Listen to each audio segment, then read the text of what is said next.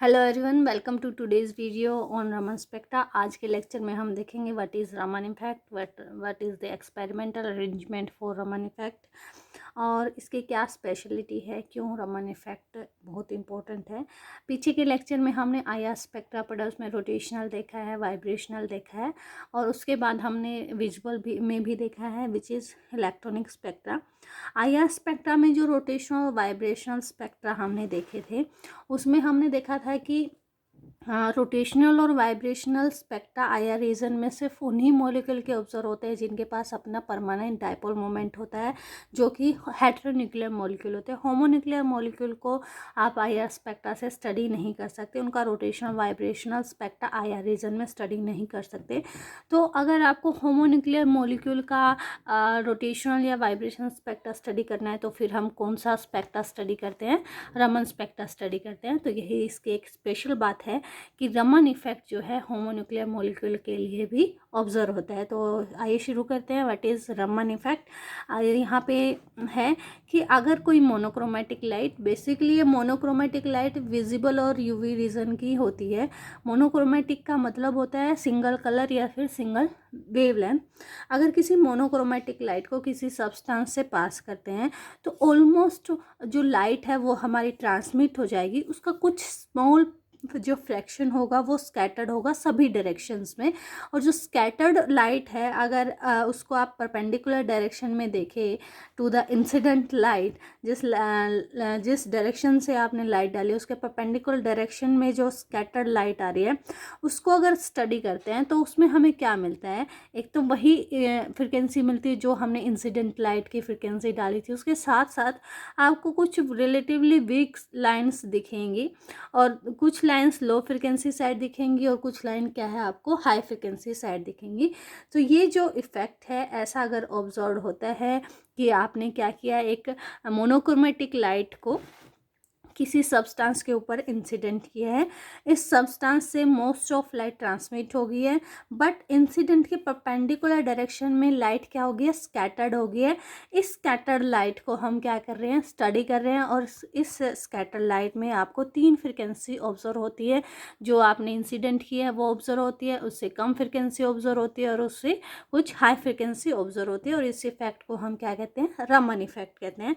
तो देखिए यहाँ पे मैंने लिखा है, ये इस तरीके से आपने ड्रॉ किया है कि ये जो लेंथ है लाइन की वो इंटेंसिटी को बताती है। सबसे ज़्यादा इंटेंस ये लाइन है, इधर फिर कम इंटेंसिटी वाली लाइन है और इससे कम इंटेंसिटी वाली लाइन है।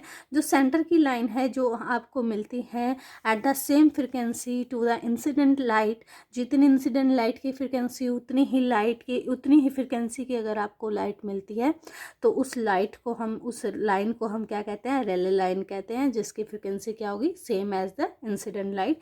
उस फ्रिक्वेंसी के स्मॉलर फ्रिक्वेंसी साइड आपको क्या मिलती है? स्टोक्स लाइन मिलती है और इनके बीच का जो सेपरेशन होता है वो कितना होता है? Delta nu. Again higher frequency side आपको वीकेस्ट लाइन मिलेंगी, वो क्या होंगी? Anti Stokes line. अगर आपको सिर्फ 3 ही लाइन दिख रही है तो इसका मतलब आप जिस स्पेक्ट्रोग्राफ से उसको स्टडी करें उसका रिजोल्यूशन कम है। अगर इसको हाई रिजोल्विंग पावर के इंस्ट्रूमेंट से देखते हैं तो हर एक लाइन के साथ फिर आपको फाइन स्ट्रक्चर यहाँ पे ऑब्जर्व होंगी। और ये किसकी वजह से दिखती हैं? रोटेशनल स्पेक्ट्रा की वजह से दिखती हैं। These are because of vibrational and these are because of rotational spectra. तो यहाँ से जो डेल्टा न्यू हमने लिखा है, this is nu naught plus minus nu R. Nu naught is the Rayleigh line frequency of incident line and nu R the Raman line frequency of Raman line. तो यहाँ पे ये जो आपको स्टोक्स लाइन मिलती है वो डेल्टा न्यू माइनस भी मिल सकती है और डेल्टा न्यू प्लस भी मिल सकती है।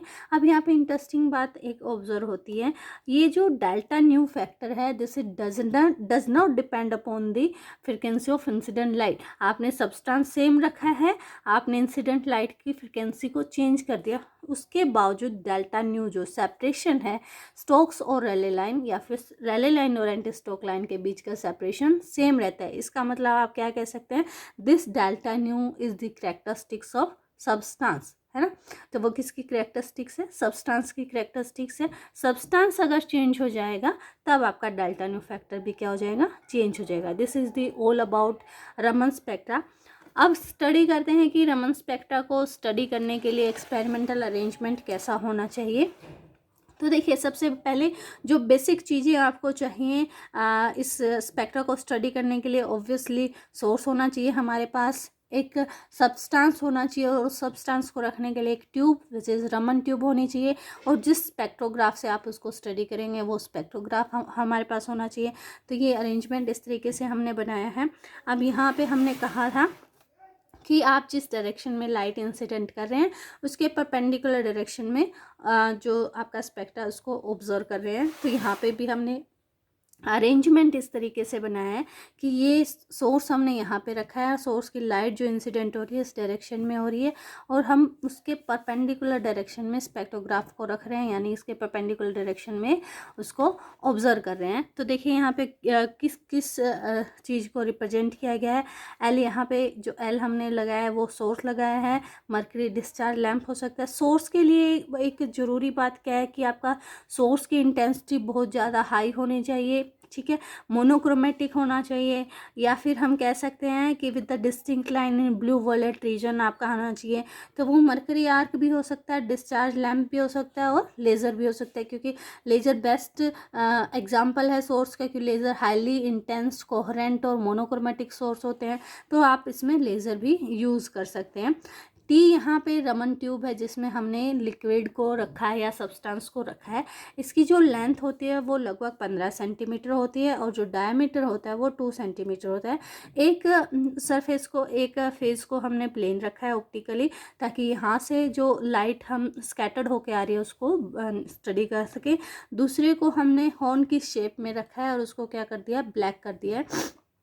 ऐसा हमने इसलिए किया है कि वहाँ से जो लाइट है वो टोटली इंटरनली रिफ्लेक्ट होके आ जाए। ब्लैक हमने बैकग्राउंड को ब्लैक रखने के लिए इसको क्या कर दिया, ब्लैक टेप से कवर कर दिया है जी। जो यहाँ पे हमने लगाया, यहाँ पे एनुलर जैकेट है। एनुलर जैकेट का क्या मतलब है, वो फिल्टर की तरह काम करती है, कि जैसे कि आपने मान लो लेज़र लगा दी, तो लेज़र में तो कोई दिक्कत नहीं है, laser is a monochromatic source, जो लाइट आ रही है वो सुटेबल फ्रिक्वेंसी की ही आएगी, जो हमें डिज़ायर्ड है ब्लू वॉलेट रीजन में, उसके लिए जैकेट की ज़रूरत नहीं है। लेकिन अगर आप कोई मरकरी लैंप यूज़ करते हैं तो मरकरी में तो सारी फ्रिक्वेंसीज़ है, बट हमें तो क्या चाहिए, डिज़ायर फ्रिक्वेंसी चाहिए। तो उस सारी की फ्रिक्वेंसी रेंज में से डिज़ायर फ्रिक्वेंसी ऑब्टेन करने के लिए यहाँ पे फ़िल्टर की तरह काम करेगा। इसमें जो सॉल्यूशन सर्कुलेट करता है वो सॉल्यूशन किसकी तरह वर्क करता है, फ़िल्टर की तरह वर्क करता है, कि यहाँ तक रमन ट्यूब तक सिर्फ कौन सी फ्रिक्वेंसी पहुँचनी चाहिए, डिज़ायर फ्रिक्वेंसी पहुँचनी चाहिए, बाकी को वो क्या कर लेगा, एब्जॉर्व कर लेगा। Next one is light reflector, आर जो हमने यहाँ पे दिखाया है दोनों तरफ ऊपर नीचे, this are is light reflector. क्या करें, क्योंकि हमने कहा था कि आप मोनोक्रोमेटिक लाइट डाल रहे हैं with the high intensity, high intensity को यानी कि उसकी इंटेंसिटी को एनहांस करने के लिए, उसके इल्यूमिनेशन की इंटेंसिटी को एनहांस करने के लिए हमने यहाँ पे क्या लगा दिया, रिफ्लेक्टर लगा दिया, ताकि जो सोर्स पे लाइट गिर रही है उसकी इंटेंसिटी इनहांस हो उसके। स्पेक्ट्रोग्राफ जो यहाँ पे आप यूज़ कर रहे हैं उसके लिए जो वो कैसा होना चाहिए, the spectrograph must be one of high light gathering power combined with the good resolution. उसका रेजोल्यूशन हाई होना चाहिए ताकि आप क्या कर सकें, सभी जो रोटेशनल और वाइब्रेशनल दोनों लाइंस को ऑब्जर्व कर सकें। नेक्स्ट लेक्चर में हम स्टडी करेंगे कि how we can explain this Raman spectra with the help of classical mechanics and with the help of quantum mechanics. Thank you.